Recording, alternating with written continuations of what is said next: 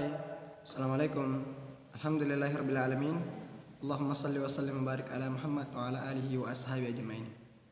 Puji syukur senantiasa kita panjatkan kepada Allah Subhanahu wa taala. Salawat dan taslim tak lupa kita curahkan kepada baginda Rasulullah Muhammad sallallahu alaihi wasallam. Perkenalkan, nama saya Agus Umar Dhani, salah satu mahasiswa dari Universitas Negeri Makassar, Fakultas Ilmu Pendidikan, Program Studi Teknologi Pendidikan angkatan 2017. Jadi video ini dibuat untuk memenuhi tugas akhir dari mata kuliah Bahasa Indonesia Keilmuan yang diampu oleh Bapak Asri Ismail. Insya Allah pada kesempatan kali ini saya akan menjelaskan dua. Yang pertama etika penulisan dan yang kedua etika pengutipan.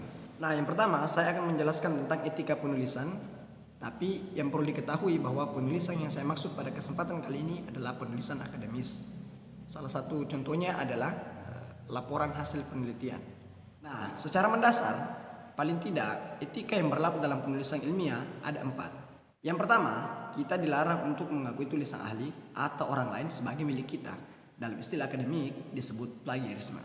Yang kedua, kita dilarang menukangi atau memanipulasi data. Jadi teman-teman, data yang sudah kita dapatkan di lapangan tidak boleh kita bongkar semua kita, setelah itu disajikan ke publik.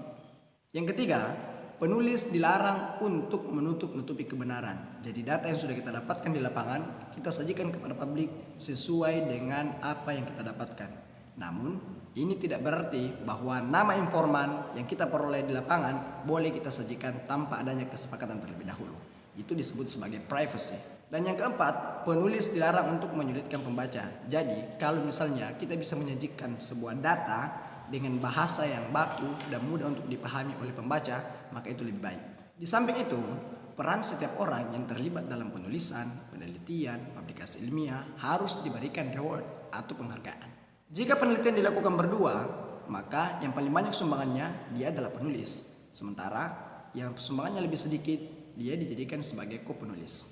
Kita juga tidak boleh lupa bahwa kita harus memberikan penghargaan kepada para informan, narasumber, ahli, atau lembaga yang berjasa dalam penerbitan penulisan publikasi ilmiah. Bagaimana cara memberikan reward kepada mereka atau sebuah penghargaan? Apakah dengan uang? No. Paling tidak nama mereka disebutkan dalam kata pengantar publikasi ilmiah yang diterbitkan. Nah, yang terakhir, pada bagian etika penulisan, mintalah pendapat kepada ahli atau pandangan seorang penyunting agar temuan kita layak untuk dibaca. Ingat, tujuan utama penelitian, penulisan, atau publikasi ilmiah adalah untuk menjelaskan temuan kita kepada publik. Oleh karena itu, penyajian tulisan ilmiah dan bahasa yang digunakan harus memungkinkan dipahami oleh pembaca apa maksud peneliti menyajikan data tersebut. Pembahasan yang kedua adalah pengutipan langsung. Nah, terkadang penelitian yang kita lakukan itu membutuhkan referensi yang banyak. Sehingga ada kalanya seorang penulis merasa penting dan perlu untuk mengutip pendapat para ahli yang dianggap relevan dengan apa yang mereka teliti.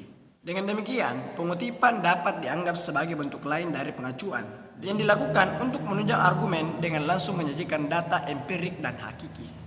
Min A. Rifai dalam bukunya yang diterbitkan pada tahun 1997 pada halaman 48 sampai 49 menyebutkan 8 tujuan pengacuan dan pengutipan langsung. Yang pertama, untuk menjelaskan landasan berpikir, penulis dapat mengacu kepada gagasan para ahli. Dengan catatan, gagasan ahli yang dikutip disebutkan dengan jelas sumbernya. Yang kedua, untuk pembuktian argumen, penulis boleh mengutip langsung kata ahli lain yang dimuat dalam karya tulisnya. Dengan catatan, sumber dan keterangan dicantumkan secara jelas. Yang ketiga, penulis harus menandai apabila ia mengutip 4 kata dari karya pengarang yang diacu. Yang keempat, penulis harus mengutip secara tepat penggal yang diperlukannya. Pengubahan ejaan masih diperbolehkan dengan catatan untuk memberikan kemudahan kepada para pembaca. Yang kelima, penulis harus menyebutkan sumber yang dikutip dengan lebih cermat daripada ketika ia mengacu. Yang keenam, jika kutipan tidak lebih dari 3 baris, penulis boleh menyisipkannya dalam paragraf dan mengapit blok kutipan dengan tanda kutip untuk membedakannya dengan tulisannya sendiri. Jika kutipan lebih dari 3 baris, maka penulis wajib membuatkan blok tersendiri yang biasanya ditakikan dan dicetak dengan huruf yang lebih kecil, spasi tunggal. Contohnya kurang lebih seperti ini.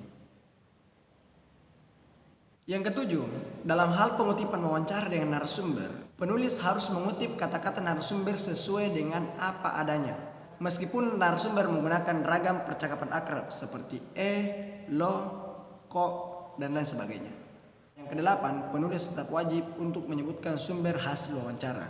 Jika narasumber tidak berkenan untuk disebutkan namanya, maka seorang penulis wajib untuk menyamarkan namanya. Kesejatian sumber akan tetap terlihat dari tanggal wawancara dilaksanakan. Jadi itulah penjelasan singkat tentang etika penulisan dan pengutipan. Semoga ada manfaatnya untuk kita semua. Sampai jumpa di lain waktu. Billahi fisabilil haq, fastabiqul khairat. Assalamualaikum warahmatullahi wabarakatuh.